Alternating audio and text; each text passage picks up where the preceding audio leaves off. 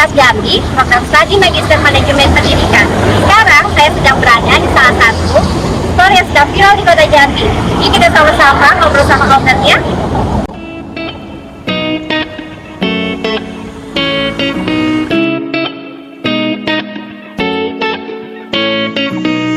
I never make promises, 'cause I don't keep them. I already miss you. I never make promises, 'cause I don't keep them. I already miss you.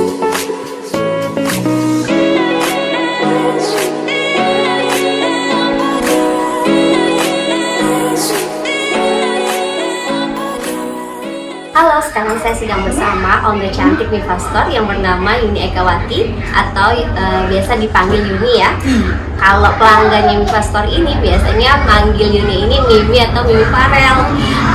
Bagaimana kalau lebih afdol ownernya langsung yang mau perkenalkan diri? Yuni.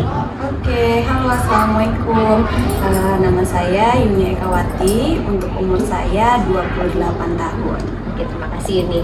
Jadi selain Yuni ini mama muda, dia juga sudah terbilang salah satu wirausahawan yang sangat menginspirasi karena sudah berhasil membangun usahanya sampai viral sekarang ini. Nah, bagaimana nih lika-liku usaha dari Yuni dalam membangun usahanya di bidang fashion ini? Kita langsung tanya-tanya ke ownernya ya.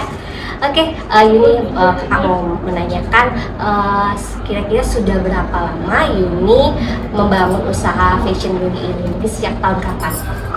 Untuk Mifa Store sendiri itu dari tahun 2021, lebih tepatnya itu bulan Mei tahun 2021. Jadi baru ya kurang lebih mau jalan 1 tahun lebih ya.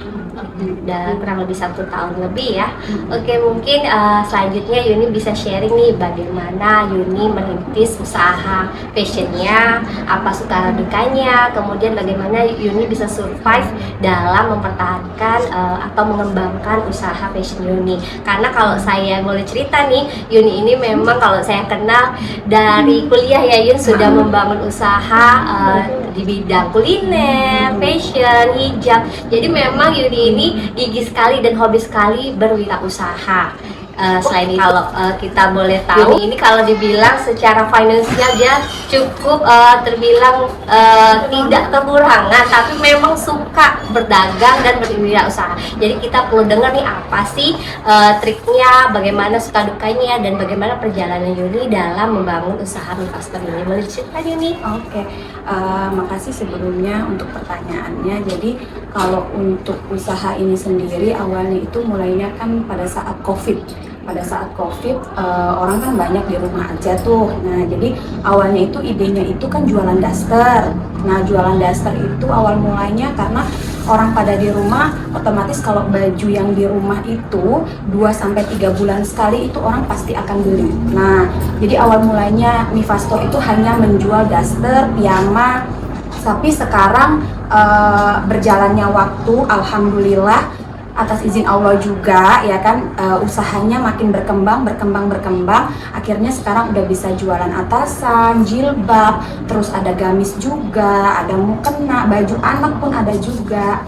Jadi kita kalau misalnya mau memulai usaha, saran dari saya, kita memang sebagai wirausaha itu harus fokus dulu dengan usaha kita, nggak usah lihat kiri kanan. Mau orang banting harga, mau orang jatuhin harga pasar pun, kita tetap dengan harga yang memang kita rasa itu harga udah realistis. Jadi mengambil keuntungan pun tidak perlu mengambil keuntungan yang sebanyak-banyak mungkin, tapi kita lebih ke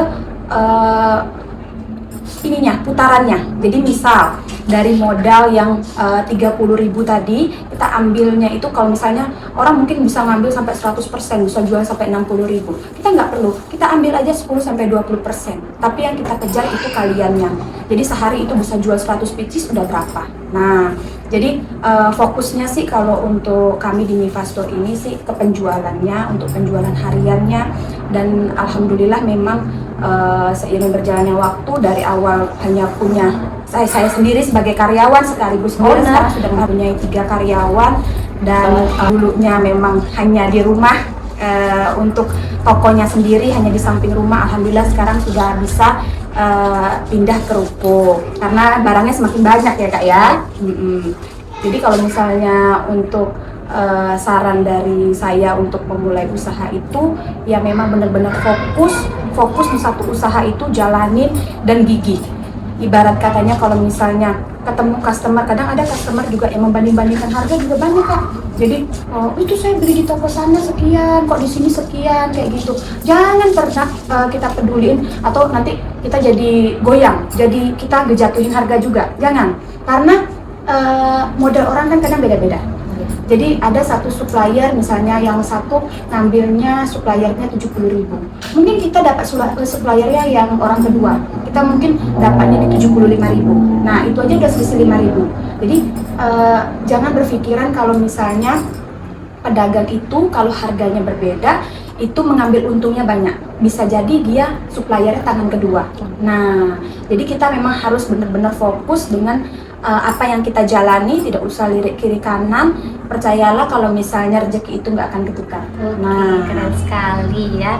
Jadi itu loh yang jadi trik dari Yuni. Kita harus tetap fokus dan kita percaya kalau rezeki itu tidak kemana. Oke Yuni, pertanyaan selanjutnya, dari berbagai macam usaha yang sudah pernah Yuni jalani, mengapa Yuni sekarang lebih bertahan ke bidang usaha fashion ini Yuni? Jadi sebelumnya saya sudah pernah usaha kuliner, sudah juga pernah usaha sepatu, sudah pernah juga usaha fashion juga sudah pernah ya kan. Jadi kalau usaha kuliner itu Kak, memang bisa mengambil keuntungan 100% ya kalau usaha kuliner. Jadi kalau ada pedagang kuliner yang bilang untungnya tipis, saya nggak percaya. Karena apa? Karena saya sudah pernah menjalani usaha itu. Jadi kalau usaha kuliner itu misalkan Kak ya, dulu saya jual pancake itu harga 5.000. Nah, harga 5.000 itu modalnya cuma 2.000. 3.000 keuntungannya. Jadi kalau misalnya saya tuh selalu bilang kalau misalnya pedagang bilang kalau jual makanan itu untungnya kecil, berarti kamu rugi, bukan untung. Karena apa? Karena jual makanan harus 100%. Beda sama fashion. Fashion kan update terus Kak. Nah, setiap bulan, setiap minggu pun bahkan fashion terbaru. Dan kenapa saya lebih memilih dunia fashion? Karena yang kita jual itu tidak akan membusuk. Nah, jadi bagaimana cara kita mempromosikannya, bagaimana cara kita menjual dagangan kita itu biar orang tertarik. Sekalipun ibarat katanya itu barang sudah 2 bulan atau 3 bulan lalu, tapi kalau kita pintar membawanya, mempromosikannya, pasti bakalan laku. Nah, ada ciri khasnya ya. Iya benar, Ini betul. ya. Jadi belum tentu kita misalnya ada satu barang misalnya Kak ya, kok ini susah banget lakunya ya, susah banget. Dia belum ketemu jodohnya Kak. Jadi baju itu sama kayak dia ketemu jodoh. Kalau misalnya dia belum laku, berarti dia belum ketemu jodohnya. Tapi kalau makanan kan ibarat kata kalau nggak laku busuk kan kita rugi gitu kan. Nah memang kalau jual makanan tuh kayak gitu, untungnya 100%, tapi kalau rame dia akan melesit. Nah tapi kalau dianya sepi, dia akan bangkrut. Nah, kalau baju ya pintar-pintar kita mempromosikannya. Bagaimana barang yang 2 bulan 3 bulan lalu tuh bisa laku kan kayak gitu. Apakah di sale? Makanya kadang-kadang kan toko-toko juga banyak yang sale kayak gitu. Ibarat katanya mereka jual modal aja Kak. Nanti tukar barang baru. Karena kan kalau ke supplier kan nggak bisa.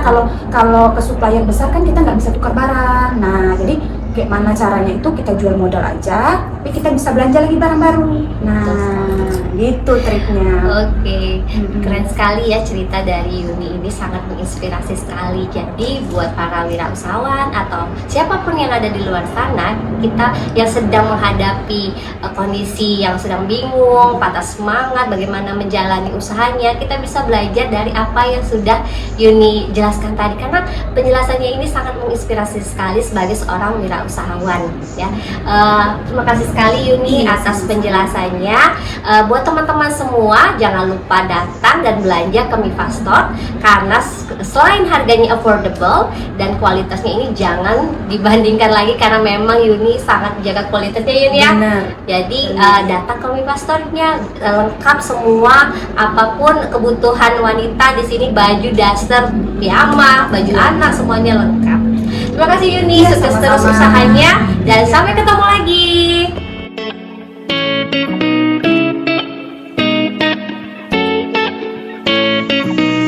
I never make promises, 'cause I don't keep them. miss you.